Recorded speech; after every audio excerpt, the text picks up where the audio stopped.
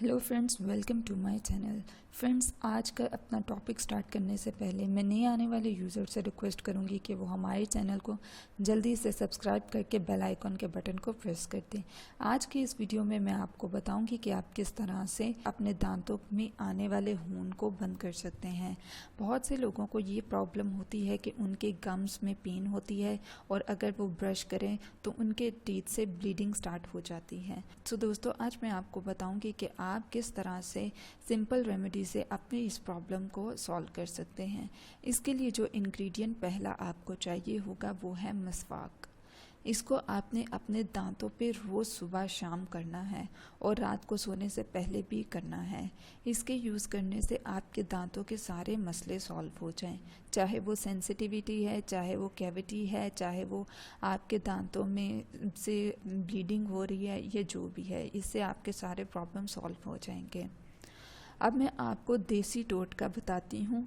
आपने कीकर के पत्ते लेने हैं 30 ग्राम ड्राई। देन आपने उसमें 20 ग्राम कीकर की छाल लेनी है। फिर आप उसमें ऐड करेंगे फटकरी करियाँ 10 ग्राम। ये तीनों चीज़ें आपको पंसार की शॉप से आसानी से मिल जाएंगी।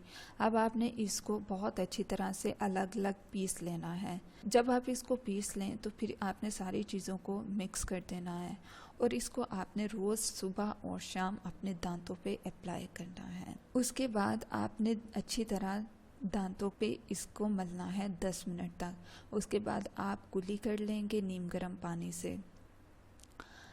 नेक्स्ट टिप जो बताने जा रही हूँ वो है अनार के फूल। उसको आपने साए में ड्राई करना है, धूप में नहीं आप ड्राई करेंगे। आपने किसी छाँव वाली जगह पे उसको डालना है और उसको ड्राई करना है। उसके बाद आपने इसका अच्छी तरह पाउडर बना लेना है और सुबह शाम आपने अपने टीथ पे लगाना है। इसको यूज़ करने से आपके टीथ की प्रॉब्लम सॉल्व हो जाएगी। सो दोस्तों, ये थी आज की हमारी रेमेडी। जिन लोगों को भी इशू होता है कि उनके दांतों से ब्रश करते हुए खून आता है तो उनकी ये प्रॉब्लम सॉल्व हो जाएगी इस रेमेडी को यूज़ करते हुए।